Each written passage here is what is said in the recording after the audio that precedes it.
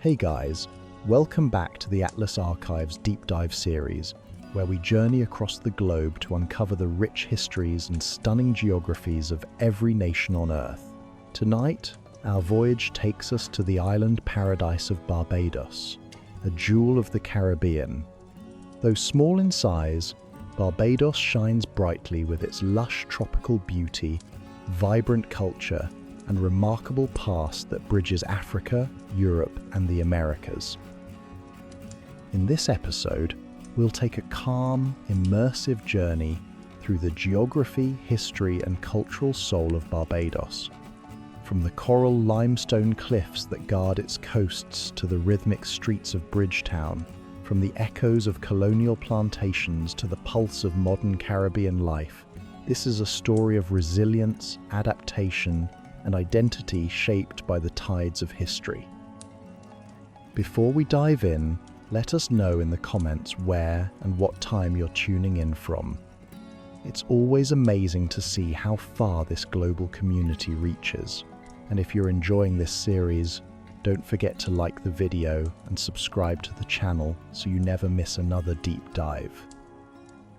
So, settle in, relax, and let's begin our exploration of Barbados, an island where history and harmony meet in the heart of the Caribbean.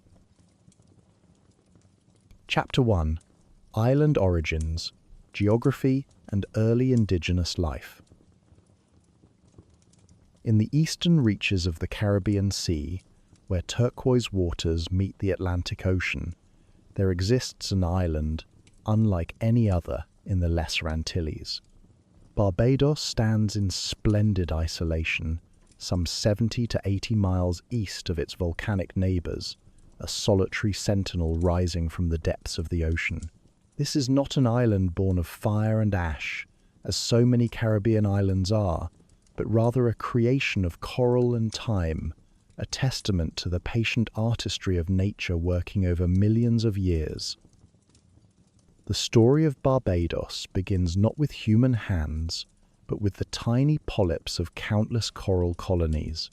Where other islands in the Caribbean chain emerged from volcanic fury, Barbados rose slowly from the sea through a process both elegant and extraordinary. The island sits at approximately 13 degrees and 10 minutes north latitude and 59 degrees and 33 minutes west longitude, positioned at the edge of the South American tectonic plate. Here, in the deep trenches of the ocean, geological forces began their work of creation. The island stretches 34 kilometers from north to south and approximately 23 kilometers at its widest point, covering an area of about 425 square kilometers. To stand upon Barbados is to stand upon layer after layer of ancient coral reef, compressed and uplifted over geological epochs. Approximately 85% of the island consists of Pleistocene coral limestone, locally known as the Coral Cap Formation, which can reach thicknesses of up to 100 meters in some areas. This porous stone, formed from the compressed skeletons of coral polyps belonging to the order Scleractinia, tells a story written over hundreds of thousands of years. Unlike its volcanic neighbors to the west, Barbados is composed entirely of sedimentary rock, scraped from the top of the downgoing Atlantic oceanic crust as it slides beneath the Caribbean plate. The island essentially represents the visible peak of an accretionary wedge, much like a mound of snow piling up before a shovel. This unique geological origin sets Barbados apart from the volcanic arc of the Lesser Antilles, making it a geological curiosity in the Caribbean realm. The landscape of Barbados reveals its history in terraces, each level representing an ancient shoreline from a time when the seas stood at different heights. These reef terraces form a natural staircase ascending from the modern coastline to the island's highest point, Mount Hillaby, which rises approximately 340 meters above the present sea level. Each terrace marks a moment in geological time when coral reefs flourished at the water's edge during periods of higher sea levels, only to be left high and dry as tectonic forces gradually lifted the island skyward.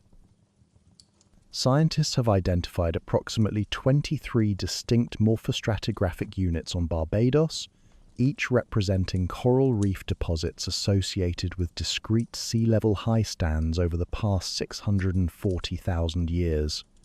The oldest terraces, found along the southern edge of a region known as the Scotland District, date back nearly 1 million years. The two most prominent terraces, known as First High Cliff and Second High Cliff, dominate the landscape. First High Cliff extends for about 60 kilometers and rises up to 25 meters in height, a constructional reef terrace built during the last interglacial period. The Scotland District, occupying approximately 40 square kilometers in the northeastern portion of the island, presents a striking contrast to the rest of Barbados.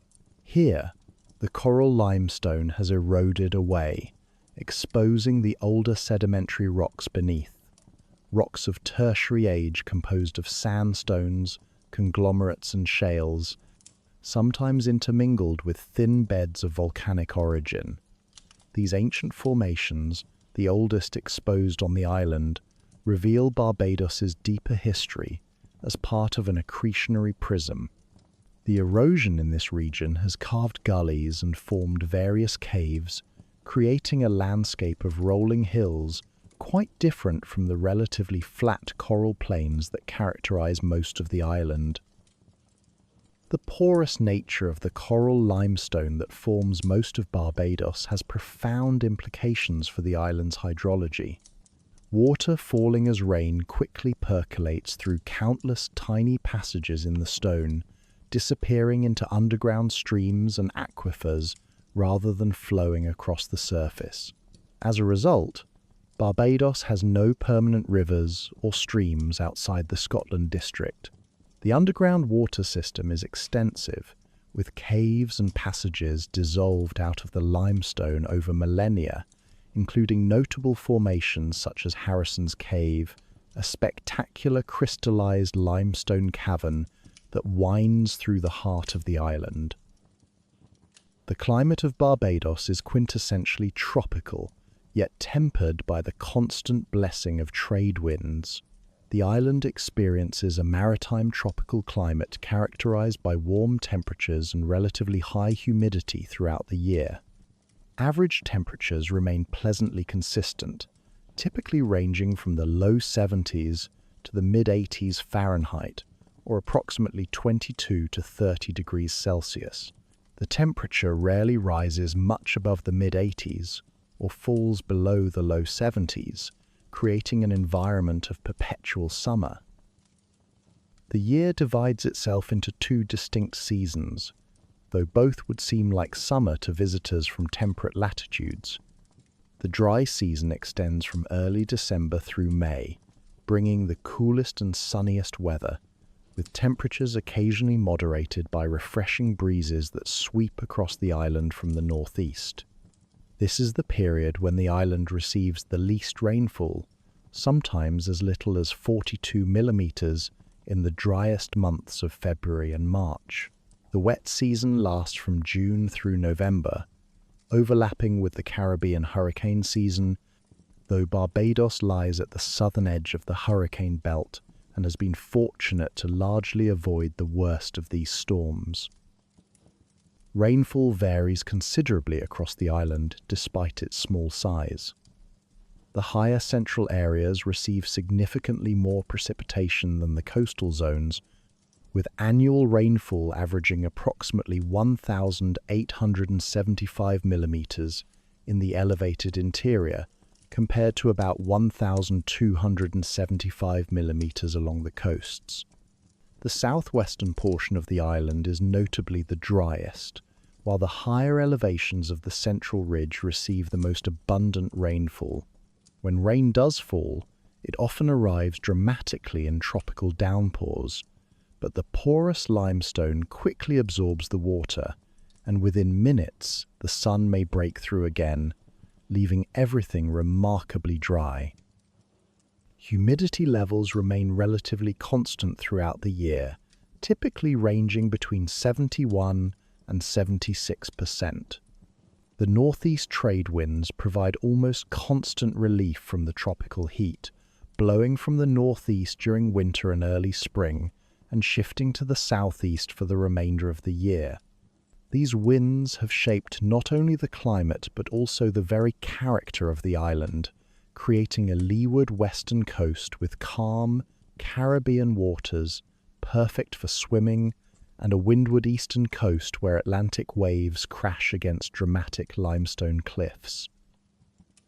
It is along the eastern coast, particularly at places like Bathsheba, that one can truly appreciate the power of wind and wave working on coral limestone.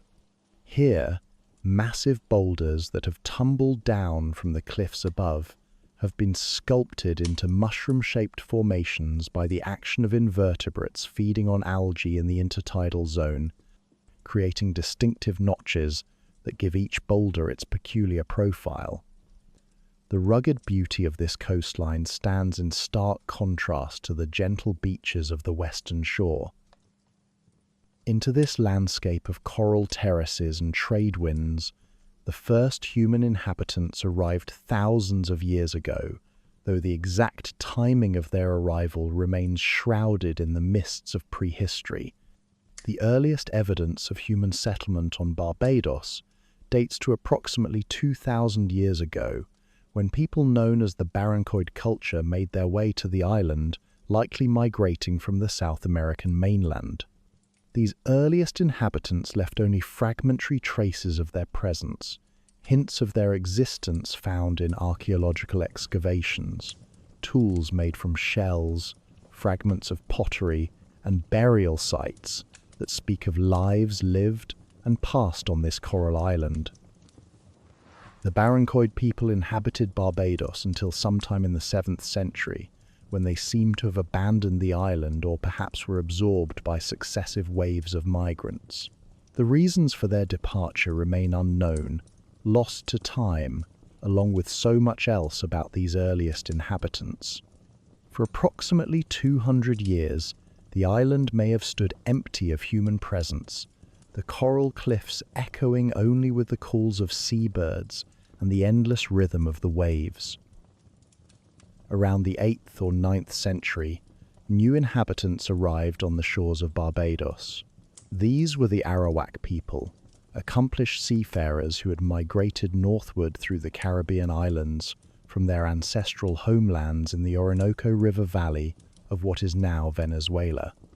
The Arawak, also known as the Locano, were part of a broader Arawakan-speaking population that had spread throughout much of northern South America and the Caribbean. They were a people deeply connected to both land and sea, and in Barbados they found an island well suited to their way of life. The Arawak who settled on Barbados were primarily concentrated along the coasts, where they could take advantage of the bountiful marine resources while also cultivating the fertile soils they found inland. They practiced what was known as conico agriculture, a sophisticated system of mound planting that allowed them to grow multiple crops together. They cultivated cassava, which formed the staple of their diet, along with corn, sweet potatoes, and various other crops. The cassava was particularly important, as it could be processed into a flour that would keep for long periods, providing food security in a tropical environment. The Arawak were skilled fishermen, using nets, lines, and harpoons to harvest the abundant fish in the surrounding waters. They fashioned tools and utensils from the materials at hand, notably creating knives and implements from conch shells and other marine resources.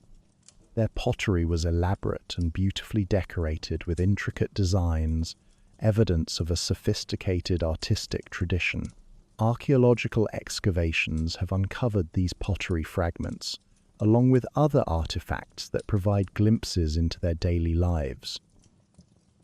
Arawak society was organized around villages, led by caciques, hereditary chiefs who held authority over their communities. The cacique was seen as a father figure to his people, responsible for their welfare and honored with gifts and tribute. He and his family lived in a special rectangular house called a bohio, which was larger and more elaborate than the round houses, or canais, inhabited by commoners. Despite this hierarchy, Arawak society was relatively egalitarian compared to many other cultures of the time. The Arawak people held a complex system of spiritual beliefs centered on entities they called zemis. These zemis were gods and spirits associated with various aspects of nature and daily life. They were represented by small idols or statues, carefully carved and treasured, which were used in religious ceremonies. The Arawak would pray to the zemis to give thanks for blessings received, to ask for favorable outcomes in fishing or farming, or to heal the sick. Their spiritual life was deeply intertwined with the natural world around them, seeing the divine in the forces that shaped their existence. The Arawak lived in relative peace on Barbados for several centuries, their population growing and their villages prospering. They were known throughout the Caribbean as a peaceful people.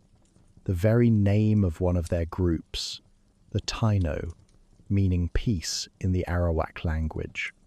They generally avoided warfare, defending themselves only when necessary, and preferred trade and friendly relations with their neighbours.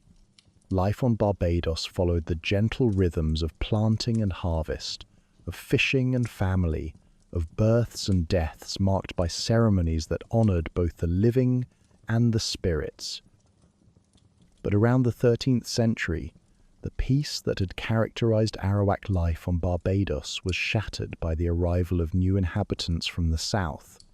The Carib people, known in their own language as the Kalinago, were accomplished seafarers and warriors who had been expanding northward through the Lesser Antilles. They came in large dugout canoes, expert navigators who could travel great distances across open ocean. When they arrived in Barbados, they brought with them a culture quite different from that of the peaceful Arawak. The Caribs were a warlike people, though the exact nature of their relationship with the Arawak and the question of their alleged cannibalism remains a matter of historical debate. Early Spanish accounts describe the Caribs as fierce warriors and man-eaters, tales that may have been exaggerated to justify later European actions against indigenous peoples. What is certain is that the Caribs were skilled warriors who placed great emphasis on martial prowess. Carib boys were trained from a young age to be fighters, undergoing harsh trials designed to make them strong and fearless. The Caribs used weapons fashioned from the materials available to them, arrowheads made from turtle shell and fish bones, which they sometimes tipped with poison. Their arrival on Barbados meant conflict with the resident Arawak population. Over time, whether through warfare, displacement, or gradual absorption, the Arawak presence on Barbados diminished. Some fled to other islands, seeking refuge from the aggressive newcomers. Others may have been killed or captured by the Caribs. Still others might have been gradually integrated into Carib society, particularly the women, as Carib men were known to take wives from among the peoples they conquered. Interestingly, early European observers noted that among the island Caribs, men and women seemed to speak different languages. The men spoke a Cariban-based pidgin language in addition to the main island Carib language, while the women spoke what appeared to be an Arawakan language. This linguistic peculiarity led to theories that the Caribs had killed Arawak men while keeping the women, allowing the Arawak language to survive among females. More recent scholarship suggests that the main island Carib language was actually Arawakan rather than Cariban, indicating a more complex process of cultural mixing and adaptation than early accounts suggested. The Caribs who settled on Barbados established themselves as the dominant culture on the island. Archaeological evidence suggests that Barbados may have been a center of Carib civilization in the Eastern Caribbean, as significantly more Carib pottery and artifacts have been found here than on many other islands. The Caribs continued the agricultural practices they had developed, growing cassava and other crops, but they also maintained their warrior culture and their prowess as mariners. They lived in villages, fished the surrounding waters, and maintained contact with other Carib communities throughout the Lesser Antilles. Carib society was less hierarchical than that of some other Caribbean peoples. They had no paramount chiefs or complex political structures, instead organizing themselves around individual villages and family groups. Warfare remained central to their culture and identity. They conducted raids on neighboring islands, both to capture resources and to demonstrate their martial prowess. Internal conflicts between Carib groups were not uncommon, and the culture placed great emphasis on individual bravery and skill in combat. For both the Arawak and the Caribs, life on Barbados meant living in harmony with the island's distinctive environment. The coral limestone provided caves and overhangs for shelter, while the forests offered wood for building homes and crafting the large dugout canoes that were essential for travel between islands. The surrounding seas teemed with fish, turtles, and other marine life that provided protein to supplement their agricultural products. The climate, warm and relatively stable year-round, allowed for continuous cultivation and made life on the island generally comfortable. Both peoples left their mark on the landscape in ways both tangible and intangible. They cleared areas of forest for their gardens, established paths that would later influence the routes of European roads, and gave names to places that sometimes survived into later eras. They shaped the ecology of the island through their agricultural practices and their use of its resources. They created a human geography on Barbados, a pattern of settlement and use that would be dramatically transformed but never entirely erased by what was to come. As the 15th century drew to a close, the Carib people of Barbados had no way of knowing that their world was about to change forever. Across the Atlantic Ocean, forces were gathering that would soon reach across the water to touch even this distant coral island. European ships were beginning to explore the Caribbean, bringing with them technologies, diseases, and ambitions that would reshape the entire region. The age of indigenous autonomy in the Caribbean was drawing to a close, though the people of Barbados could not yet know it. The island that would soon enter the pages of European history was a place of coral terraces and trade winds, of villages nestled in clearings and canoes drawn up on beaches, of children learning the ways of their ancestors, and elders telling stories of the spirits that animated the world. It was an island with deep roots in geological time, shaped by millions of years of coral growth and tectonic uplift, and with a human history stretching back at least 2 millennia. The stage was set for a transformation that would be as dramatic as any in the island's long existence, one that would bring Barbados into a wider world, but at a cost that the indigenous inhabitants would pay most dearly. In the centuries that followed, the indigenous peoples of Barbados would face displacement, disease, and devastation. But before that darkness descended, there was this time, these centuries of life lived according to ancient patterns, of peoples making their homes on a coral island beneath Caribbean skies, harvesting the sea's bounty and tending their gardens, raising their families and honoring their gods, connected to the land and to each other in ways that would soon be forever changed. It is here, in this moment before contact, that we must pause and acknowledge the world that was, before turning to examine the world that would come to be. Chapter 2. the arrival of empire, English colonization and settlement.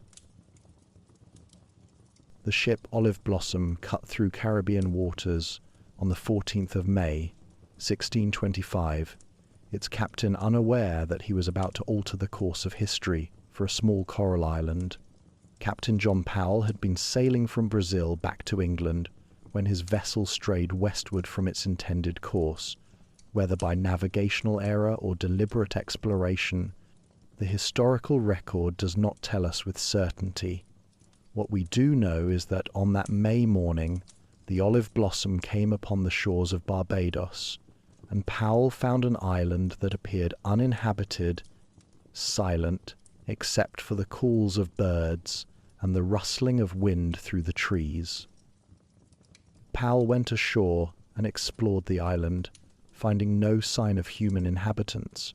The indigenous Carib population had vanished, whether through Spanish slave raids, migration to other islands, or European diseases, leaving behind only traces of their former presence.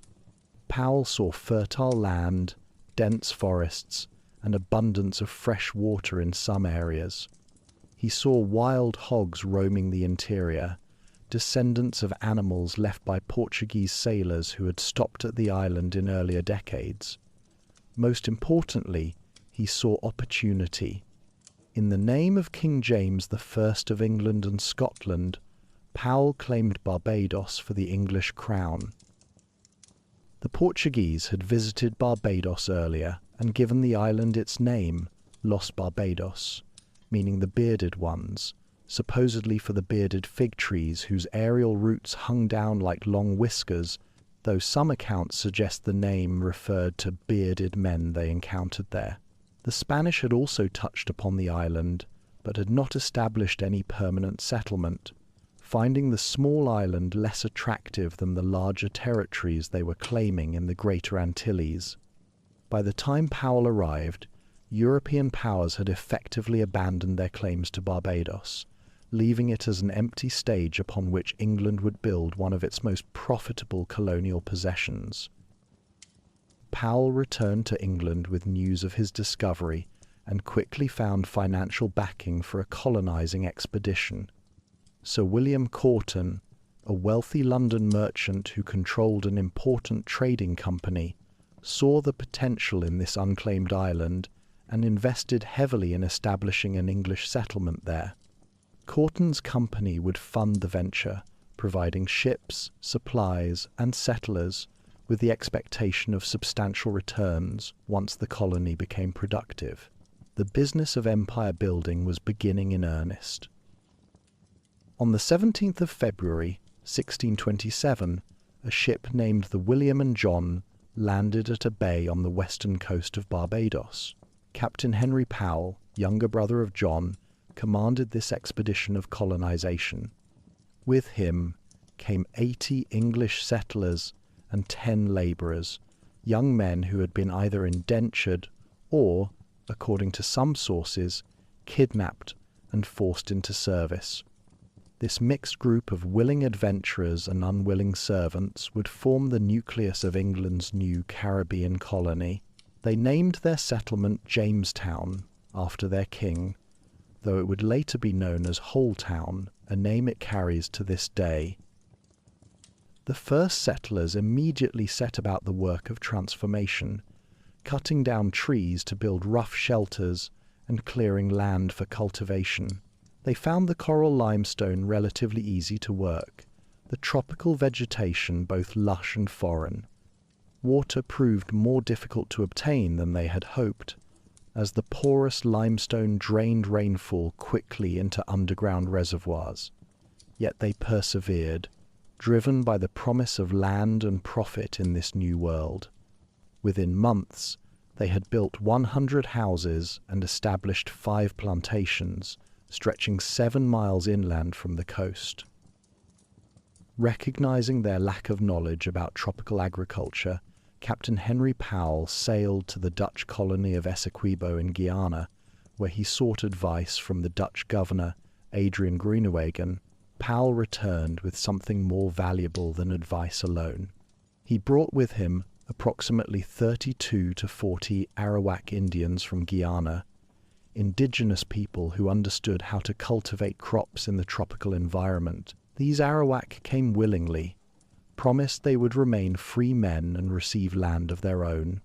They taught the English settlers how to grow cassava, corn, and sweet potatoes, the staples that would sustain the colony. They showed them how to plant using the Canuco method, creating mounds that improved drainage and allowed multiple crops to grow together.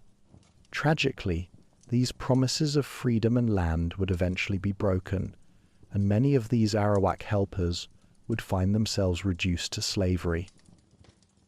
The early years of the colony were marked by uncertainty and struggle. Supply ships from England arrived infrequently, leaving the settlers vulnerable to shortages. The climate, perpetually warm and humid, differed dramatically from the temperate English weather they had known. Tropical diseases took their toll, and the death rate among settlers was alarmingly high. Parish registers from the 1650s would show that among the white population there were 4 times as many deaths as marriages, a stark indication of the deadly environment colonists faced. Yet still they came, lured by the possibility of land ownership and wealth that seemed impossible to achieve in England's increasingly crowded society. From the beginning, the political situation of the Barbados colony was complicated by competing claims and bitter disputes.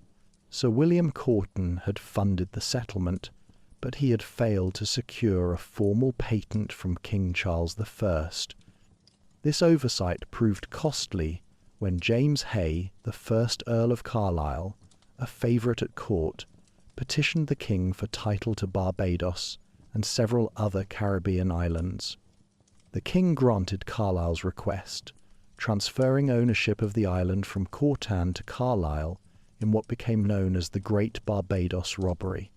Corton's massive investment was essentially stolen through political manoeuvring, though the colonists themselves continued their work largely unaffected by the power struggles across the Atlantic. Carlisle established a second settlement at what he called Carlisle Bay, which would eventually grow into Bridgetown, the island's capital. To govern the colony and appease the growing population of landowners, Governor Henry Hawley established the House of Assembly in 1639. This parliamentary body, made up of men who owned at least 10 acres of freehold land, became the third such democratic assembly in the English colonial world, following Virginia and Bermuda. Elections were held annually, and while only wealthy landowners could participate, the existence of this assembly would have lasting implications for Barbadian political culture. The island would come to be known as Little England for its close adherence to English law and customs, and its residents would develop a fierce pride in their parliamentary traditions.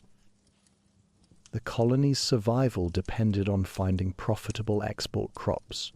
The settlers experimented with various commodities, planting tobacco, cotton, indigo, and ginger. Tobacco seemed the most promising initially, and small farms across the island devoted their land to this crop. The settlers hoped to replicate the success of Virginia's tobacco plantations, which were generating substantial wealth for their owners. However, Barbadian tobacco proved inferior to the Virginia product. The soil and climate of Barbados produced tobacco that was, as one contemporary described it, of poor colour and weak stalks. As Chesapeake tobacco flooded English markets in the 1630s, prices fell, and Barbadian planters found themselves unable to compete. Cotton emerged as the next hope for the struggling colony. Barbadian planters became renowned in the 1630s for producing high-quality cotton, and for a time this crop generated reasonable profits. The island's coral soil and tropical climate proved well suited to cotton cultivation, and the cotton boom of the 1630s brought new prosperity and settlers to Barbados. Yet cotton too would prove insufficient as a foundation for lasting wealth, as markets remained volatile and competition from other regions intensified. Indigo, a plant that produces a valuable blue dye, also found favor among some planters. The cultivation and processing of indigo required considerable skill and knowledge, as the dye had to be extracted through a complex fermentation process. While some planters achieved success with indigo, the crop never became dominant on Barbados, as French and Spanish producers controlled European markets and maintained superior quality. Ginger, another experimental crop, added diversity to Barbadian agriculture but likewise failed to generate the transformative wealth that colonists sought. Throughout the 1630s and early 1640s, Barbados remained a society of small and medium-sized landholdings. Families worked their own plots, ranging from 10 to 50 acres, growing a mixture of export crops and provisions to feed themselves. They raised cattle for meat and leather, planted food crops including wheat, peas, and the tropical staples they had learned from the Arawak. The island developed a rough but functioning agricultural economy, not yet wealthy but sustainable. Small farmers cleared more forest, built more permanent structures to replace their original palm leaf shelters, and slowly adapted to life in this tropical environment. The labour force during these early decades consisted primarily of white indentured servants from England, Scotland, and Ireland. These young men and women signed contracts, called indentures, agreeing to work for a planter for 5 to 7 years in exchange for passage to the Caribbean and the promise of freedom dues at the end of their service. These dues typically included a small sum of money, clothing, and in the early years a plot of land on which they could establish themselves as independent farmers. The system appealed to England's poor, who had little prospect of land ownership at home. However, the reality of indentured servitude often proved far harsher than servants expected. Masters worked them brutally in the tropical heat, fed them poorly, and punished them severely for infractions. Mortality rates among indentured servants were extremely high, many dying before their terms of service ended. As the island filled with settlers and land became scarce, planters stopped offering land as part of freedom dues, leaving former servants with few prospects after their indentures expired. Some managed to lease small plots or find employment as overseers or craftsmen, but many remained in poverty or left the island seeking opportunity elsewhere. Tensions over the treatment of servants led to unrest. Riots erupted in 1634 and again in 1649 as indentured servants protested their brutal conditions. The planters suppressed these uprisings, but the unrest revealed the underlying instability of a system built on exploited labour. During the Cromwellian era of the 1650s, the stream of indentured servants to Barbados included prisoners of war from English civil conflicts, vagrants swept from English streets, and people kidnapped by merchants who then sold them into servitude. The Irish particularly suffered this fate, thousands rounded up and transported to Barbados in a practice that became known as being Barbadosed. Alongside white indentured servants, small numbers of enslaved Africans worked in Barbados from the colony's earliest days. The first settlement in 1627 included 10 enslaved people, likely captured from rival European vessels or purchased from Dutch traders. Throughout the 1630s, a few dozen enslaved Africans could be found labouring on Barbadian plantations, but they remained a small minority of the workforce. In 1640, the enslaved African population numbered only about 1,000 compared to approximately 30,000 white inhabitants. The institution of slavery existed in Barbados from the beginning, but it had not yet become the foundation of the island's economy. The colony weathered political storms from across the Atlantic. When the English Civil War divided England between supporters of Parliament and King Charles I, Barbados found itself caught in these conflicts. After the execution of Charles I in 1649, Barbados initially declared for his son Charles II, becoming one of the few English territories to support the royalist cause. The island's House of Assembly, dominated by wealthy planters who identified with the king, defied Parliament's authority. The Commonwealth Parliament responded by passing the Act of Prohibition in October 1650, banning all trade between England and Barbados.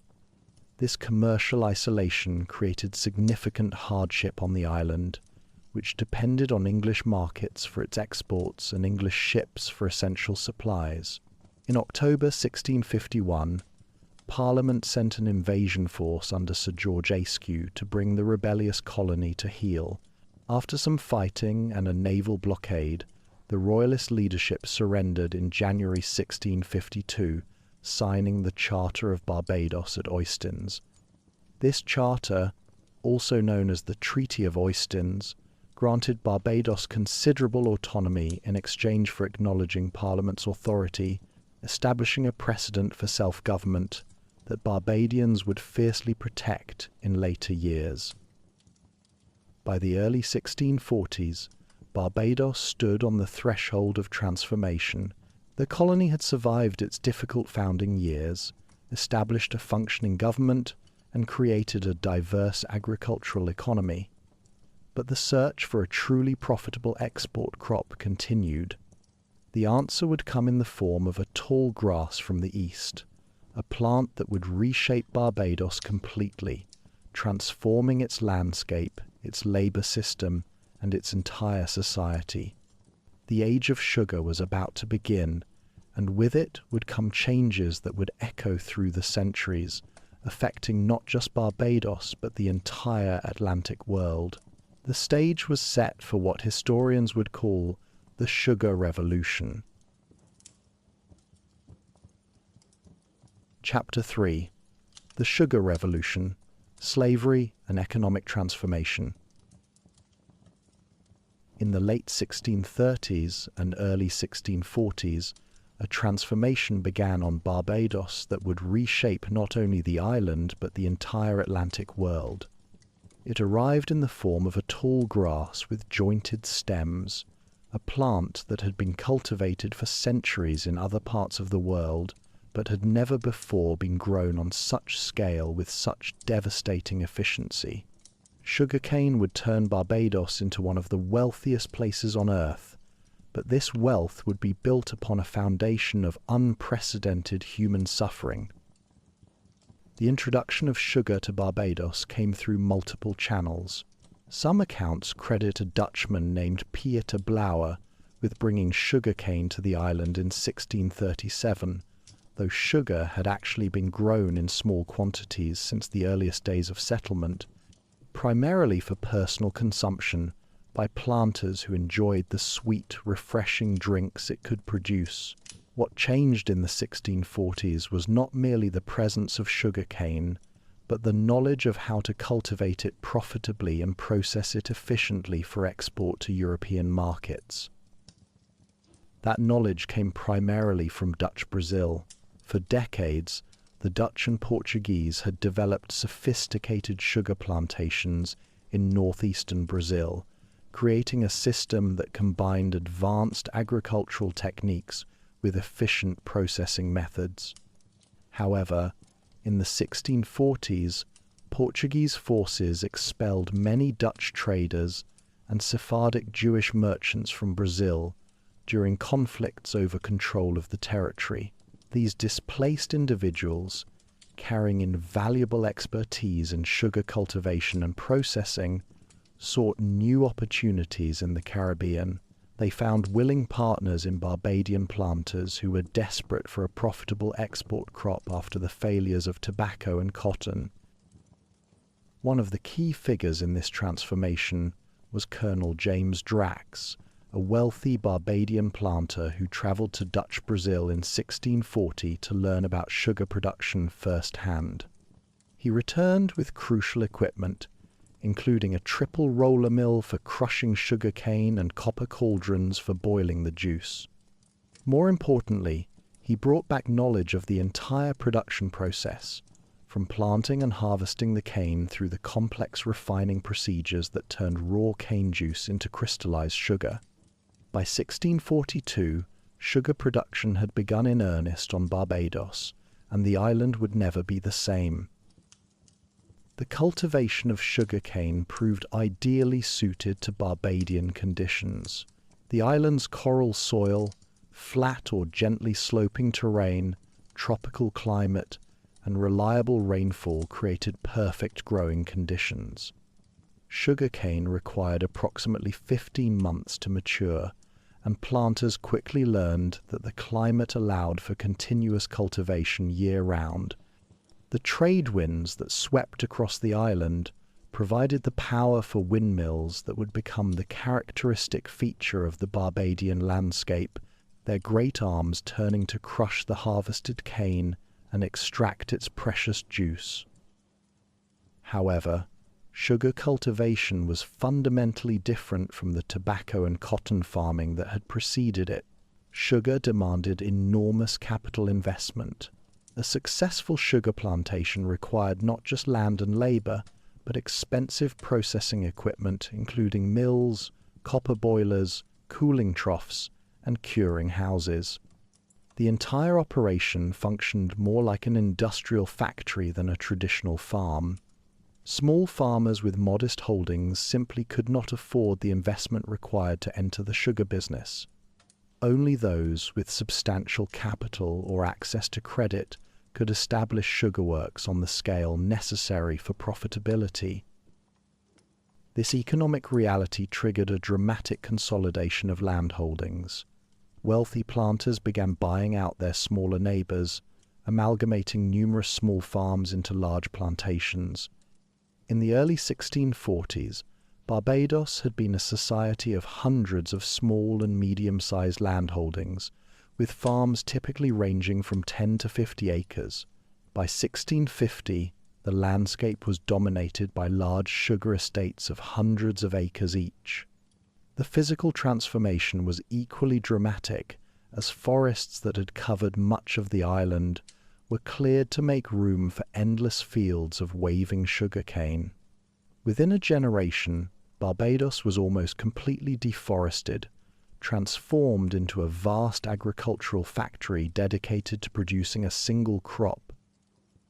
The consolidation of land created a wave of emigration among displaced small farmers and former indentured servants who had completed their service but could find neither land nor employment on the increasingly crowded island.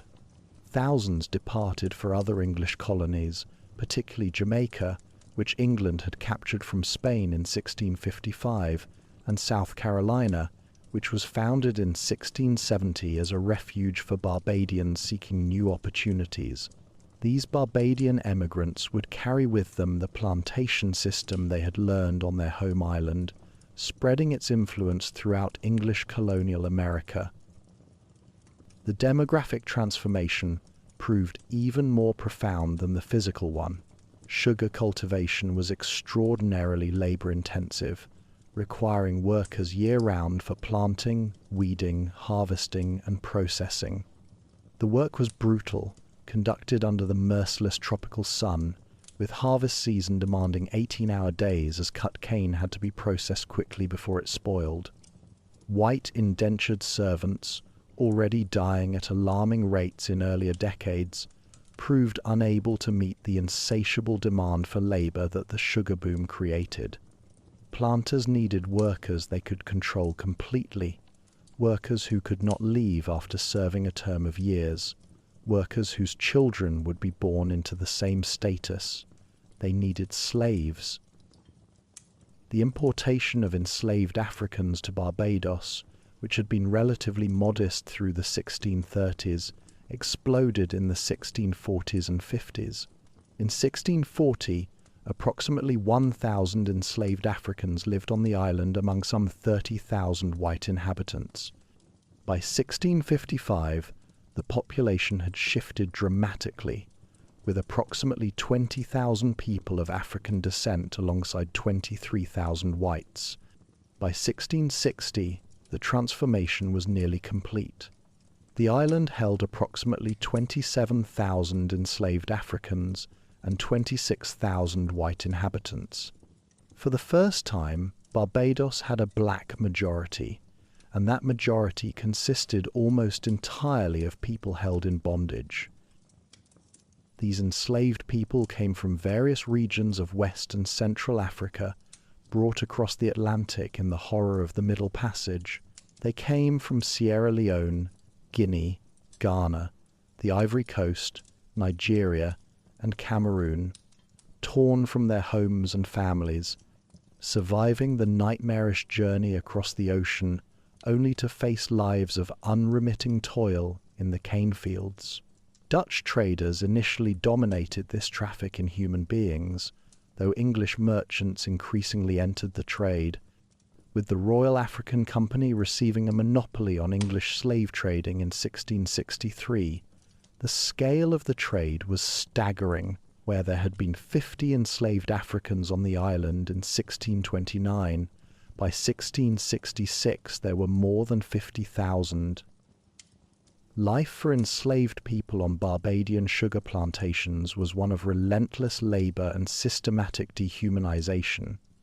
They worked 6 days a week in the fields, planting, weeding, and harvesting the cane. During harvest season, they worked around the clock, cutting cane by day and processing it by night in shifts that allowed no rest. The mill could not stop once the harvest began, as cut cane deteriorated rapidly. Enslaved workers fed the cane stalks into the rollers, boiled the extracted juice in great copper vats, transferred it through multiple boiling stages, and finally poured the thick syrup into molds where it would crystallize into raw muscovado sugar. The work was dangerous, with workers sometimes caught in the mill rollers or burned by boiling sugar.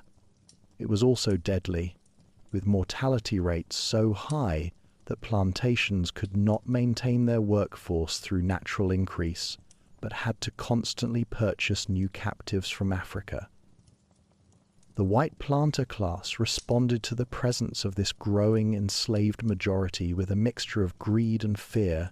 They wanted the enormous profits that slave labor made possible, profits that were transforming some planters into some of the wealthiest men in the English-speaking world. But they feared the people they enslaved, recognizing that those held in bondage vastly outnumbered their oppressors and might rise up against them. To manage this contradiction, planters developed increasingly sophisticated systems of control, combining physical violence with legal structures designed to maintain absolute power over the enslaved population. In 1661, the Barbados Parliament passed the first comprehensive slave code in English colonial history, officially titled An Act for the Better Ordering and Governing of Negroes. This law established the legal framework for slavery on the island, defining enslaved Africans as chattel property, equivalent to livestock or furniture rather than human beings.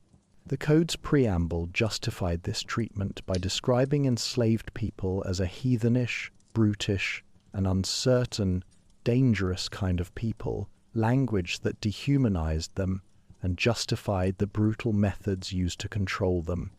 The code ostensibly protected slaves from cruel masters, while also protecting masters from unruly slaves, but in practice it gave planters nearly unlimited power to punish, maim, and even kill enslaved people with little fear of legal consequence. The Slave Code of 1661 was amended and strengthened in 1676, 1682, and 1688, each iteration further restricting what few liberties enslaved people had possessed and increasing the penalties for resistance. These laws made it illegal to teach enslaved people to read or write, prohibited them from gathering in groups, restricted their movement off plantations, and prescribed savage punishments for various offences. An enslaved person who struck a white person could be severely whipped. One who attempted to escape might have a foot cut off. Those accused of plotting rebellion faced execution, often by methods designed to terrify others into submission. The militia system was strengthened to patrol the countryside, hunting down runaways and suppressing any hint of organized resistance. Despite these brutal systems of control, enslaved people resisted their condition in countless ways. Some resistance was subtle, working slowly when overseers were not watching, feigning illness, or quietly sabotaging equipment. Others attempted to escape, hiding in the few remaining wooded areas or trying to find passage off the island. The historical record mentions a failed slave revolt in the 1640s, though details remain scarce. The very fact that planters felt compelled to create such comprehensive slave codes and maintain armed militias reveals their constant fear that the people they oppressed might rise against them. The Barbados slave code became a model for other English colonies. Jamaica, South Carolina, Georgia, and Antigua all based their slave laws on the Barbadian example, as did Virginia and Maryland to varying degrees. Through this legal diffusion, Barbados exported not just sugar and displaced white settlers, but an entire system of racialized slavery that would shape the development of slavery throughout English colonial America and leave scars that persist to this day. By 1660, the sugar revolution was complete. Barbados had been utterly transformed from a society of small farmers growing various crops into a sugar monoculture worked by enslaved African labour. The island was generating more trade than all other English colonies combined, producing wealth that flowed back to England to finance imperial defence and expansion. The sugar planters who had successfully made the transition to large-scale sugar production had become phenomenally wealthy, living like lords on their great estates while the labour that generated their wealth was performed by people they legally owned as property. The environmental cost of this transformation was severe. The once forested island was now almost entirely cleared, its ecology simplified to sugar cane and little else. So much land was devoted to cane that the island could no longer feed itself, depending instead on imports of food from New England and other colonies. Timber had to be imported as well, as the island's trees had all been cut down for houses, sugar barrels, and fuel for the boiling houses. The complex natural ecosystem that had existed for millennia had been replaced by an agricultural monoculture designed for maximum profit extraction. The human cost was immeasurably greater. By 1684, approximately 20,000 white inhabitants remained on the island, alongside some 46,000 enslaved Africans.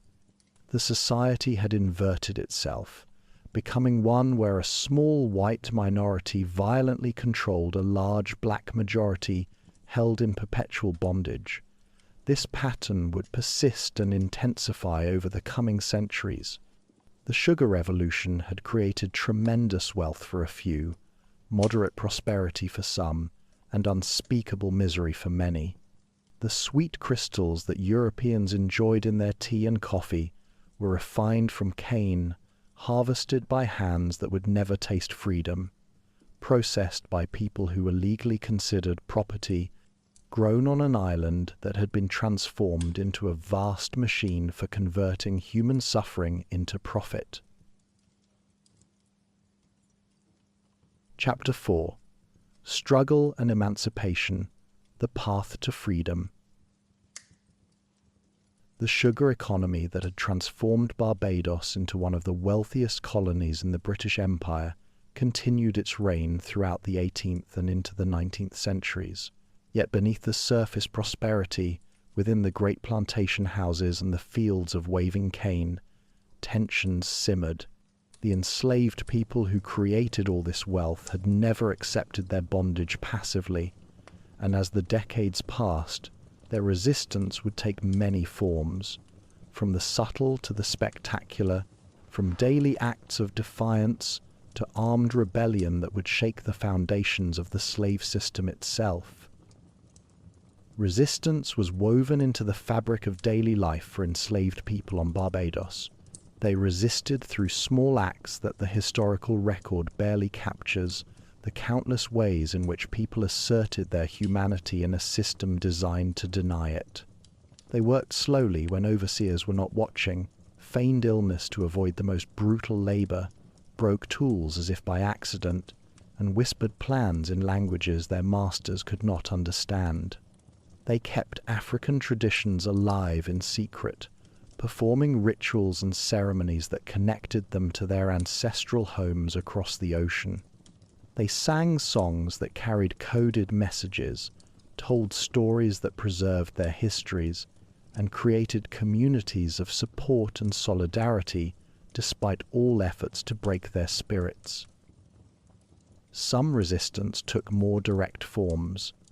Enslaved people ran away whenever opportunity presented itself, though in Barbados escape was far more difficult than on larger, more forested islands like Jamaica. The island was small, thoroughly deforested, and densely populated with white settlers and overseers. There were few places to hide, no mountains or forests that might shelter runaways. The militia patrolled constantly, and the penalties for captured runaways were savage. Yet still they ran, seeking even temporary freedom, hoping against hope to find passage off the island, or simply to spend a few days or weeks away from the relentless brutality of plantation life. Throughout the 18th century, there were whispers and rumors of plots and conspiracies, enslaved people meeting in secret to discuss rebellion. The planters lived in constant fear of the black majority they oppressed, always watchful for signs of organized resistance. Their fears were well-founded, for the enslaved population vastly outnumbered the white inhabitants, and the example of Haiti loomed large in the imaginations of both enslaved people and their masters. In 1791, enslaved people in the French colony of Saint-Domingue had risen in successful rebellion, defeating French and British forces and establishing Haiti, the first black republic in the Western Hemisphere. The news of this triumph spread throughout the Caribbean, carried by word of mouth, inspiring hope among the enslaved and terror among those who held them in bondage. Yet in Barbados, conditions seemed uniquely unfavorable for successful rebellion. The island's geography worked against insurgents, offering nowhere to hide and no natural strongholds from which to mount prolonged resistance. The white population maintained a well-armed militia and could call upon British military forces stationed on the island. Generations of brutal repression had created a climate of fear. The slave codes gave masters nearly unlimited power to punish and execute enslaved people, and they used this power liberally to maintain control. For over a century after the introduction of comprehensive slave codes, no major rebellion erupted on Barbados, though the desire for freedom never died. Then came Easter Sunday, the 14th of April, 1816. The night was lit not by the moon alone, but by the flames of burning cane fields across the southern and central parishes of the island.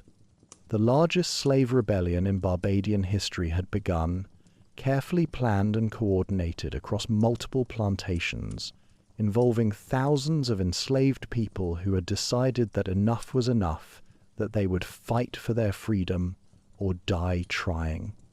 The rebellion would come to bear the name of one of its leaders, an African-born man named Busa, though in truth it was the product of many minds and many hands, planned over months by enslaved leaders who saw an opportunity in the growing abolitionist movement in England. The rebellion had its roots in events across the Atlantic. In November 1815, the British Parliament had discussed the Imperial Registry Bill, which called for the registration of all enslaved people in the colonies. The Barbadian House of Assembly had rejected this bill, fearing it would lead eventually to emancipation. Rumours spread among the enslaved population, carried by domestic workers who overheard conversations in plantation houses, that the British government had actually granted them freedom, but that the local planters were refusing to comply. Whether these rumours had any basis in fact or were simply expressions of hope, they inspired action. By February 1816, enslaved leaders on several plantations were meeting secretly to plan an uprising. The organization was remarkable. Leaders emerged on different plantations, coordinating their efforts across the island. On Bailey's plantation in St. Philip, the leaders included Busa, a ranger who supervised field workers, along with King Wiltshire, Dick Bailey, and Johnny. On Simmons' plantation, one of the largest estates, the leadership included John Grigg, Nanny Grigg, and a man known only as Jackie. Nanny Grigg, a senior domestic worker, played a crucial role in spreading information and encouraging others to join the cause. 3 free men of colour, Cain Davis, Roach, and Richard Sargent, helped coordinate the rebellion, holding meetings with enslaved people from coastal and central plantations, sharing news and rumours that bolstered resolve. The planning came to a head on Good Friday, the 12th of April, with a final meeting at the river plantation.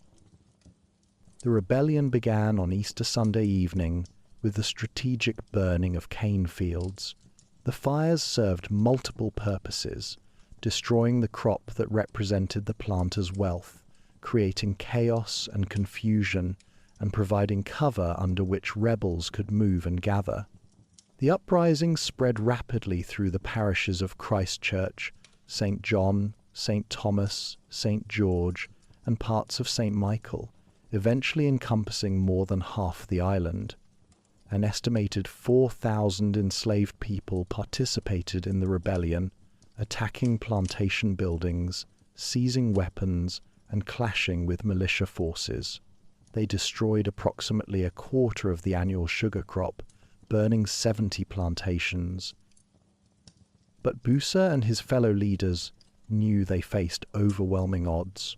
The colonial militia mobilized quickly, and British Imperial troops stationed on the island, including ironically the West India Regiment composed of black soldiers, moved to suppress the uprising. Governor James Leith declared martial law on Monday the 15th of April. The rebels were armed primarily with agricultural tools and whatever weapons they could seize, while the militia and imperial forces had superior firepower, muskets and artillery against machetes and determination. The decisive battle came on Tuesday the 16th of April at Bailey's plantation, where Busa commanded approximately 400 men and women in a direct confrontation with government forces. The rebels fought with extraordinary courage, but courage could not overcome the brutal arithmetic of superior weapons. Busa was killed in battle, and though his forces continued fighting after his death, they were ultimately defeated by the overwhelming firepower arrayed against them. By the 17th of April, just 3 days after it had begun, the rebellion was effectively suppressed, though martial law would remain in effect until July. The reprisals were savage. Approximately 50 enslaved people died in the actual fighting, but the vengeance that followed was far more deadly. 70 rebels were executed on the battlefield without trial. Another 300 were captured and brought to Bridgetown, where they faced military tribunals that showed little interest in justice. By September, 5 months after the rebellion ended, Governor Leith reported that 144 people had been executed. 70 more were sentenced to death, while 170 were deported to other British colonies in the Caribbean. Throughout the 80 days of martial law, alleged rebels were subjected to floggings and other punishments designed to terrorize the enslaved population into submission. Yet the rebellion, though crushed, had accomplished something significant. News of the uprising reached England quickly, adding urgency to the growing abolitionist movement. The British Parliament could no longer ignore the reality that enslaved people were willing to fight and die for their freedom, that the system of slavery was maintained only through constant violence and the ever-present threat of rebellion. Busa's rebellion became the first of three major slave uprisings that would shake British confidence in slavery in the years between the end of the slave trade and final emancipation. It was followed by the Demerara Rebellion in what is now Guyana in 1823, and by the Baptist War in Jamaica in 1831 to 1832. Together, these rebellions demonstrated that slavery could not be maintained peacefully, that it required ever-increasing violence to sustain. The abolitionist movement in Britain had been gaining strength since the late 18th century. Religious groups, particularly Quakers and evangelical Christians, had begun arguing that slavery was morally incompatible with Christian principles. Economic thinkers like Adam Smith had suggested that free labor was more efficient than slave labor. The humanitarian movement gathered momentum, collecting petitions, publishing pamphlets, and pressing Parliament to act. In 1807, Britain had abolished the transatlantic slave trade, prohibiting British ships from carrying enslaved people from Africa to the Americas, though the institution of slavery itself remained legal in British colonies. The rebellions in Barbados, Demerara, and Jamaica convinced many in Parliament that slavery had become untenable. If the British Empire wished to maintain control of its Caribbean colonies, it would need to address the fundamental injustice at the heart of the plantation economy. After years of debate, Parliament passed the Slavery Abolition Act on the 28th of August, 1833. The Act declared that slavery would be abolished throughout most of the British Empire, to take effect on the 1st of August, 1834. But freedom, when it came, was far from complete. The Abolition Act included provisions that outraged many abolitionists and left formerly enslaved people in a condition barely distinguishable from slavery. The Act established an apprenticeship system, requiring former slaves to continue working for their former masters for a period that was initially set at 12 years, but later reduced to 4. During this apprenticeship, they would work 45 hours per week without wages, receiving only housing and basic provisions in exchange for their labor. They could work additional hours for pay, but the conditions made it nearly impossible to save money or establish independent lives. Governor Lionel Smith issued a proclamation on the 22nd of January, 1834, explaining the terms of the Abolition Act to the enslaved population. The proclamation warned that those who refused to work would be punished, much as they had been under slavery.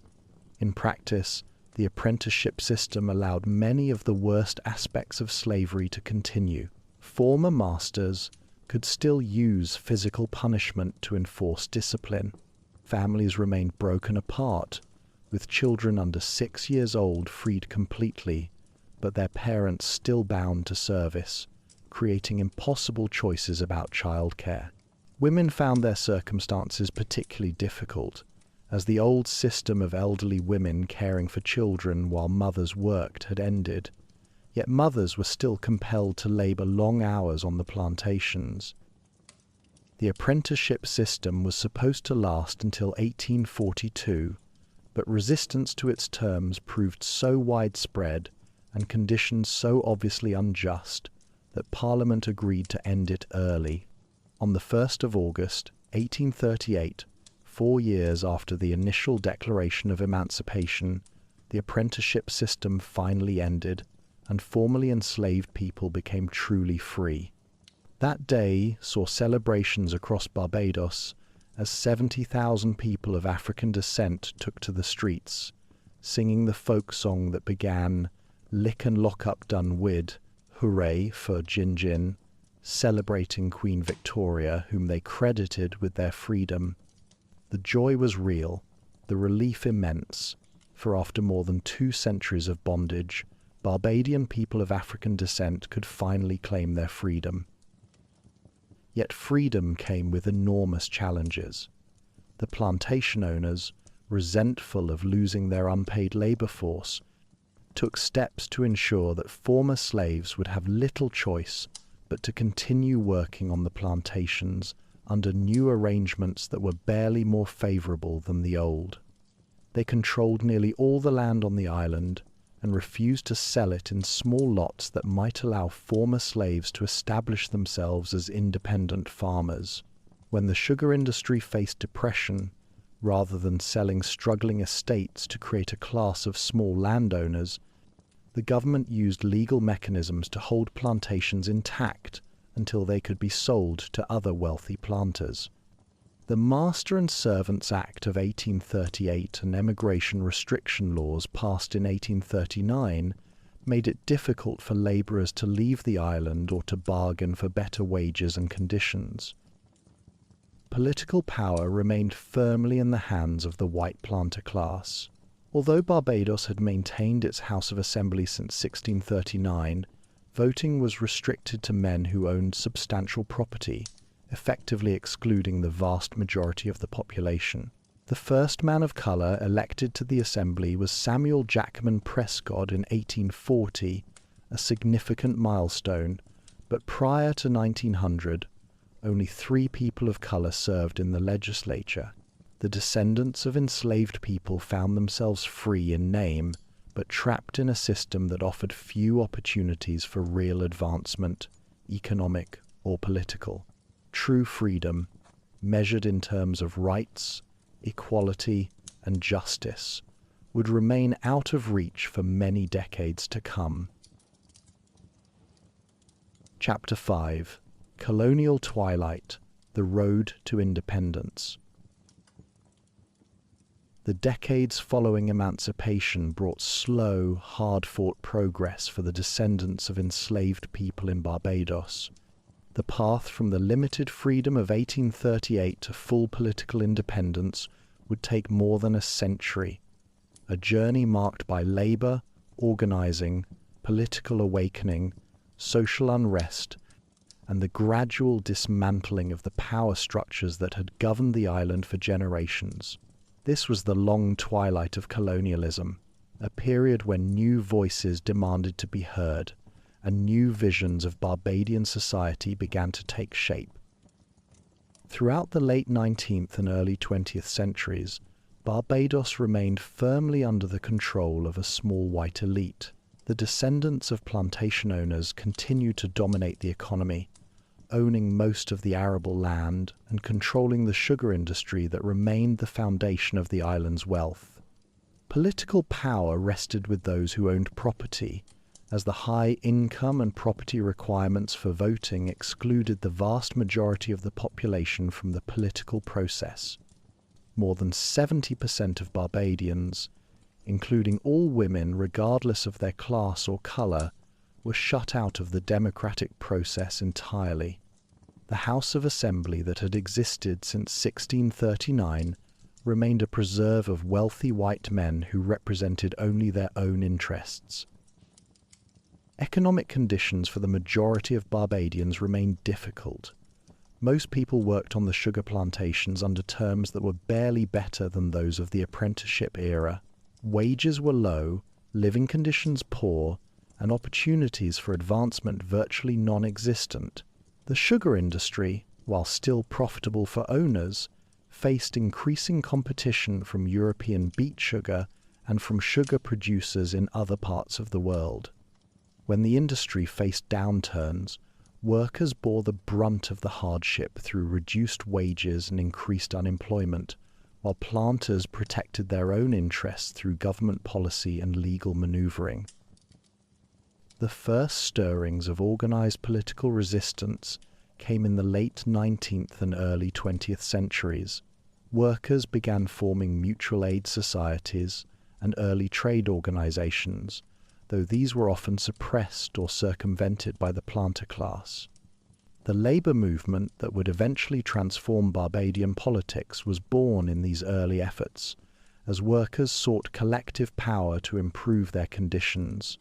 One of the pioneers of this movement was Charles Duncan O'Neill, a physician and activist who founded the Democratic League in 1924, the first socialist organization in Barbados. O'Neill advocated tirelessly for workers' rights, better wages, and political reform. Though he faced fierce opposition from the establishment, his work laid the groundwork for the political changes that would follow. The 1930s proved to be a pivotal decade for Barbados and the entire Caribbean. The Great Depression brought economic devastation to the region, with sugar prices plummeting and unemployment soaring. Workers who had long endured poor conditions and low wages found their circumstances becoming desperate. Across the British West Indies, including in Barbados, frustration boiled over into strikes, protests, and civil unrest. In 1937, riots erupted on the island as workers demanded better treatment and economic relief. The colonial authorities responded with repression, but they could no longer ignore the depth of popular discontent. Out of this ferment emerged leaders who would shape the future of Barbados. In 1938, Grantley Adams, a lawyer educated at Oxford University, founded the Barbados Labour Party, the first modern political party on the island, organised to represent the interests of workers and the black majority. The BLP grew from the labour movement and was closely aligned with the Barbados Workers' Union, which Adams would later lead as president from 1941 to 1954. Adams and his colleagues developed a comprehensive political program that called for a living wage for all workers, modern medical services, slum clearance and housing schemes, compulsory education, free technical schools, school meals for children, old age pensions at 65, unemployment insurance, and most crucially, universal adult suffrage. The campaign for universal suffrage became the central political struggle of the 1940s. The BLP and other progressive organizations argued that democracy could not exist when the vast majority of the population was denied the right to vote. They organized, petitioned, and pressured the colonial government to extend the franchise. The plantocracy resisted, recognizing that universal suffrage would mean the end of their political dominance. But the tide of history was against them. The social changes wrought by World War II, during which many Barbadians served in the British Armed Forces and were exposed to new ideas about democracy and human rights, made the old system increasingly untenable. In 1950, after years of struggle, Barbados achieved universal adult suffrage. For the first time in the island's history, all citizens over the age of 21, regardless of their property ownership, income, or gender, could vote. Women gained the right to vote on equal terms with men, a momentous change in a society that had long excluded them from political life. The first general election under universal suffrage took place on the 13th of December, 1951, and marked a turning point in Barbadian politics. The Barbados Labour Party won 15 of the 24 seats in the House of Assembly, and Grantley Adams became the dominant political figure of the era. The plantocracy had been, as historians would later say, dethroned. Adams and the BLP moved quickly to implement their progressive agenda. They established a wages board and labour department to protect workers' rights. They improved education, making it more accessible to children from poor families. They expanded health services, building new clinics, and eventually constructing the Queen Elizabeth Hospital. They improved working conditions for shop assistants and public servants. They developed the deep-water harbour, modernising Bridgetown's port facilities and enabling Barbados to handle larger ships and more trade. These reforms transformed daily life for ordinary Barbadians, providing services and protections that had previously existed only for the wealthy few. In 1954, full ministerial government was introduced in Barbados, giving the elected government greater control over internal affairs. Adams was elected as the first premier, leading a cabinet responsible to Parliament rather than to the colonial governor. This represented a significant step towards self-government, though Britain still controlled foreign affairs, defence, and certain other matters. The island was moving along the path toward independence, though the final destination remained years away. During this period, Barbados participated in an ambitious regional experiment. In 1958, the island joined 9 other British territories in the Caribbean to form the West Indies Federation, an attempt to create a unified Caribbean nation that could stand as an equal in the emerging post-colonial world. Grantley Adams left his position as Premier of Barbados to become the first and only Prime Minister of the Federation based in Trinidad. The Federation represented a bold vision of Caribbean unity and cooperation, but it was plagued from the start by disputes over governance, resource allocation, and the distribution of power. Some islands feared domination by larger members, while others worried about subsidizing smaller ones. Jamaica withdrew from the Federation in 1962, and the experiment collapsed soon after, having lasted less than 4 years. With the failure of the Federation, Barbados reverted to its status as a self-governing colony and began to chart its own course toward independence. Political leadership passed to a new generation. In 1955, a group of younger politicians, frustrated with what they saw as the slow pace of change and the conservative approach of the BLP, had formed the Democratic Labour Party. Among the founders was Errol Walton Barrow, who had become the architect of Barbadian independence. Barrow had been born in St. Lucie in 1920 to a family deeply involved in civic and political activism. His uncle was Charles Duncan O'Neill, the pioneering Labour leader. During World War II, Barrow had served as a navigator in the Royal Air Force, flying 48 combat missions. After the war, he studied economics at the London School of Economics, where he encountered socialist thought that would influence his political philosophy throughout his life. Barrow returned to Barbados and was first elected to Parliament in 1951 as a member of the BLP, but he grew disillusioned with the party's direction. When he helped found the DLP in 1955, he articulated a vision of a truly independent Barbados, free from British colonial rule and economically self-sufficient. The DLP lost the 1956 elections, but Barrow won a by-election in 1958 for the constituency of St. John, which would remain his political seat until his death. He became the leader of the DLP and positioned the party as the champion of independence.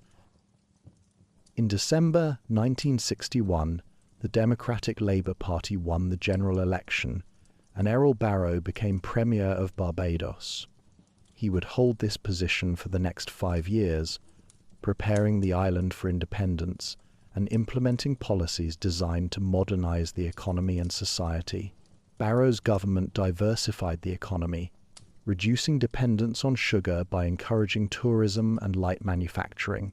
They expanded education dramatically, creating the Barbados Community College and supporting the University of the West Indies campus at Cave Hill.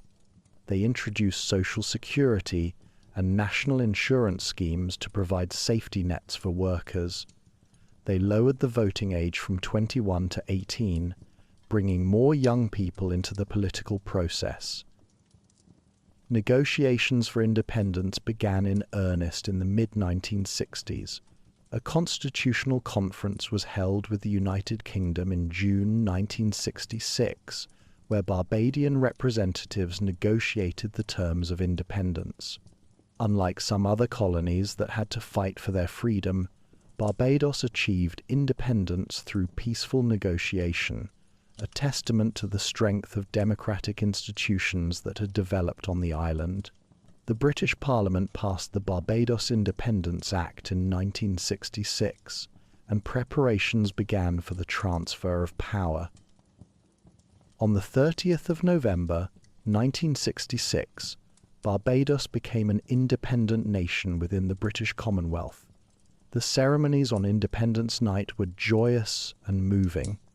As midnight approached, the Union Jack was lowered for the last time, and the new flag of Barbados, with its trident symbolizing independence and the 3 points representing the principles of government of, for, and by the people, was raised in its place.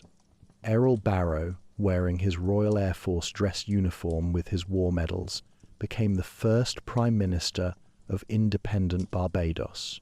Sir John Stow, the last British governor, became the first Governor-General, representing Queen Elizabeth II as head of state in the new constitutional monarchy. Independence Day was celebrated across the island with fireworks, music, dancing, and speeches. Barbadians gathered in Independence Square and throughout Bridgetown to witness the birth of their nation. After more than 3 centuries of British colonial rule, Barbados was finally free to determine its own course. The Sugar Island, built on the backs of enslaved people and ruled for so long by a small elite, had transformed itself through peaceful, democratic means into an independent nation. The journey from the auction blocks of the 17th century to the independence celebrations of 1966 was long and painful, but it had been achieved.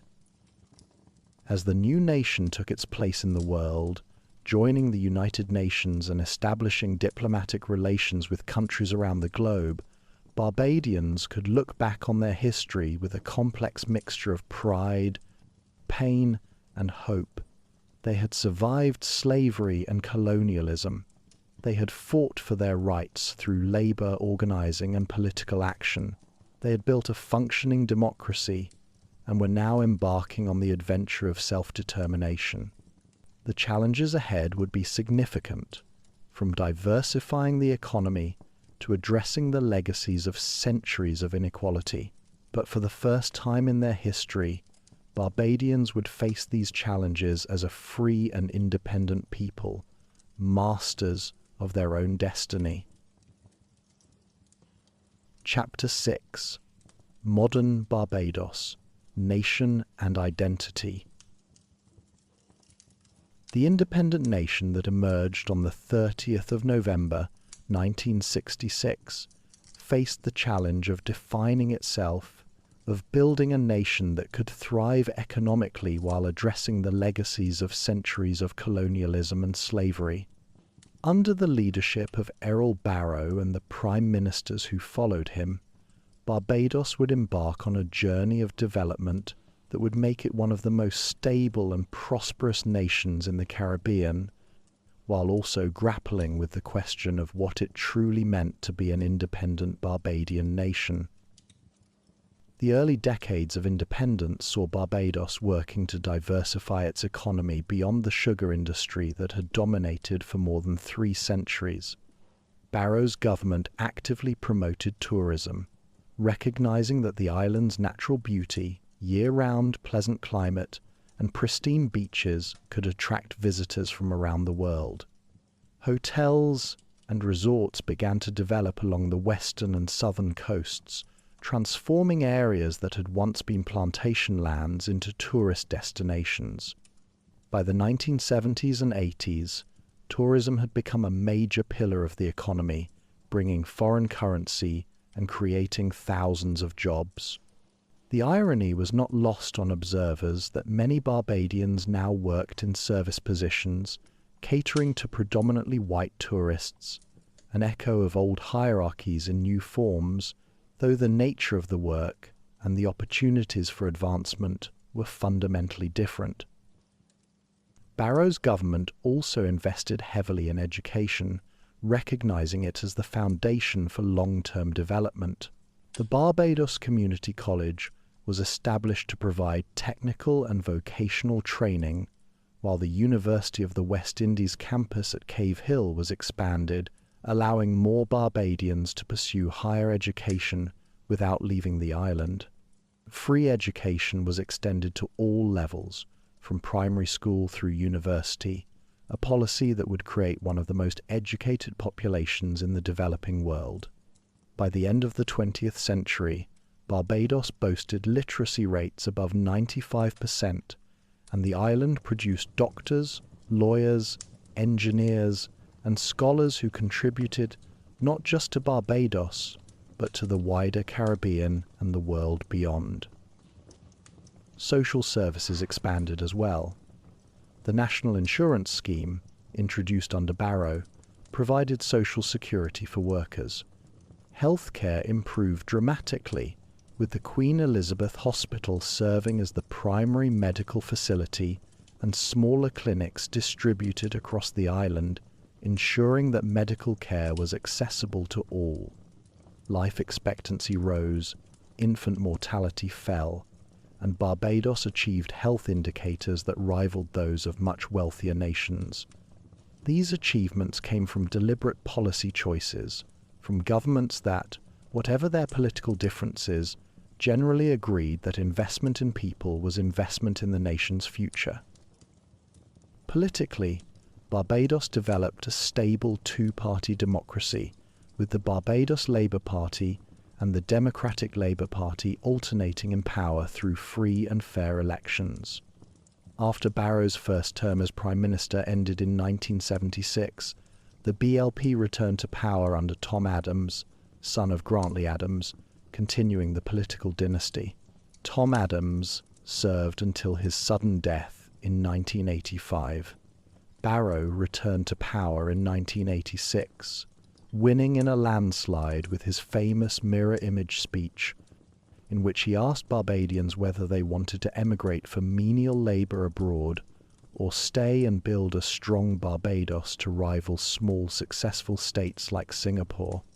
But Barrow's second term was cut tragically short when he died in office in June 1987, having served his nation until his final day. The peaceful transfer of power, the regular elections, the robust parliamentary debates, all testified to the strength of Barbadian democracy. In a region that saw coups, civil wars, and authoritarian regimes, Barbados stood as an example of stability. The democratic institutions established in the colonial period and strengthened after independence proved resilient. Press freedom flourished, civil society organizations thrived, and citizens engaged actively in political discourse. This democratic culture became part of Barbadian identity, a source of pride and a foundation for continued development. Barbados also emerged as a leader in regional cooperation. Errol Barrow had been instrumental in founding the Caribbean Free Trade Association in 1968, which evolved into the Caribbean Community and Common Market, CARICOM, in 1973. Through CARICOM, Barbados and its Caribbean neighbours worked together on economic integration, coordinated foreign policy positions, and addressed shared challenges. The island hosted important regional meetings and produced leaders who spoke for Caribbean interests on the global stage. This commitment to regional cooperation reflected an understanding that small island nations could achieve more together than alone.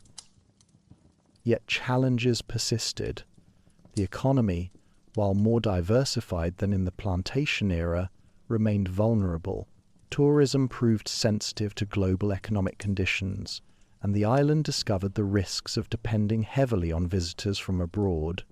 The 2008 financial crisis and later the COVID-19 pandemic demonstrated how quickly tourist arrivals could collapse, taking jobs and government revenue with them. Sugar production continued to decline, unable to compete with larger producers, and facing the reality that the old plantation economy was no longer viable in the modern world. The government had to navigate carefully between promoting economic growth and protecting the environment, between attracting foreign investment and ensuring that development benefited ordinary Barbadians. Climate change emerged as an existential threat to the island nation. Rising sea levels threatened coastal areas where most of the population lived and where tourism infrastructure was concentrated. More intense hurricanes, though Barbados was fortunate to lie outside the main hurricane belt, could devastate the island in a single storm. Coral reefs, which had formed the island millions of years ago and still protected its shores, faced bleaching from warming ocean temperatures. Prime Minister Mia Amor Motley, who became leader in 2018, gained international recognition for her passionate advocacy on climate justice, arguing that small island nations that had contributed least to global warming were suffering its worst effects. Questions of cultural identity and historical memory became increasingly important as the nation matured. Barbados worked to preserve and celebrate its African heritage, the culture that had survived slavery and blended with other influences to create something distinctly Barbadian. The Crop-Over Festival, originally a celebration of the sugarcane harvest, was revived and transformed into a vibrant carnival, showcasing Barbadian music, particularly calypso and soca, as well as colourful costumes and parades. The island produced artists, musicians and writers who achieved international recognition while remaining deeply rooted in Barbadian culture. Perhaps none symbolize this more than Robin Rihanna Fenty, known simply as Rihanna, who became a global superstar while maintaining her connection to her home island. The question of how to reckon with the colonial past became more pressing. In 2021, following the Black Lives Matter movement's global impact, activists successfully advocated for the removal of a statue of Admiral Horatio Nelson that had stood in National Heroes Square for 2 centuries. Nelson had been a defender of slavery, and many argued that honoring him in the heart of the capital of a nation built on the labor of enslaved people was inappropriate. The statue was removed, though debates continued about how best to remember the past without glorifying those who had perpetuated injustice.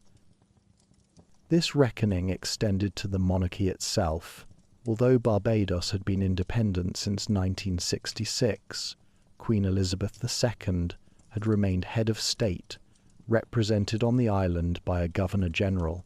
The arrangement was largely ceremonial, with real power residing in the elected Prime Minister and Parliament, but the symbolism troubled many Barbadians. Why should an independent nation have as its head of state a monarch who lived thousands of miles away and whose family had presided over the system of slavery and colonialism that had oppressed their ancestors? Discussions about becoming a republic had occurred periodically since the late 1970s, and a referendum was proposed in 2008 but never held. In September 2020, Governor-General Sandra Mason, in a speech written by Prime Minister Motley, announced that Barbados would finally complete its journey to independence by becoming a republic. The time had come, Mason declared, to fully leave the colonial past behind. Barbadians wanted a Barbadian head of state. The announcement referenced Errol Barrow's warning against loitering on colonial premises. The government moved quickly, perhaps too quickly for some who felt there should have been a referendum or more public consultation, but the momentum was undeniable. On the night of the 29th of November, 2021, 55 years to the day since independence, Barbados held a grand ceremony in National Heroes Square to mark its transition to a republic. Prince Charles, heir to the British throne, attended as a guest, acknowledging in his speech the appalling atrocity of slavery and praising the courage of Barbadians in forging their path to freedom. At the stroke of midnight, the royal standard was lowered and the new presidential standard raised. Sandra Mason was sworn in as the first president of the Republic of Barbados by the Chief Justice. The crowd erupted in cheers as fireworks lit the sky and the national anthem played. The ceremony included vibrant displays of Barbadian music and dance, celebrating the culture that had survived and flourished despite centuries of oppression. In a moment that captured the pride of the new republic, Prime Minister Motley declared Rihanna a national hero, telling the international superstar to continue to shine like a diamond and bring honor to the nation. The symbolism was powerful. The girl from Bridgetown who had conquered the world's stages was now honored alongside Boosa, Grantley Adams, and Errol Barrow as one of the nation's heroes, representing the possibilities of the independent Barbados. Not all Barbadians were equally enthusiastic about the transition. Some questioned whether becoming a republic would change anything meaningful in daily life. The economy still faced challenges, unemployment remained high, and many felt the government should focus on practical issues rather than constitutional changes. Others pointed out that the Queen had been largely symbolic anyway, and that removing her would not address deeper structural inequalities rooted in the colonial past. The wealth gap, access to land, and economic opportunities all still reflected patterns established during slavery and colonialism. True decolonization, these critics argued, required more than changing the head of state. Yet for many, the symbolic importance was itself meaningful. Symbols matter in shaping how people understand themselves and their place in the world. Having a Barbadian as head of state, chosen by Barbadians, represented the final severing of formal colonial ties. It was about dignity, about confidence, about declaring to the world that Barbados charted its own course. The transition to republic was not a destination but a vantage point, as Prince Charles put it in his speech, from which to survey a new horizon. As Barbados moved forward as a republic, it remained a member of the Commonwealth, maintaining ties with Britain and other former colonies based on shared values rather than monarchical bonds. The island continued its development, balancing economic growth with social welfare, navigating the challenges of climate change and global economic uncertainty, preserving its culture while engaging with the wider world. The journey from the first English ship in 1627 to the independent Republic of 2021 spanned nearly 4 centuries.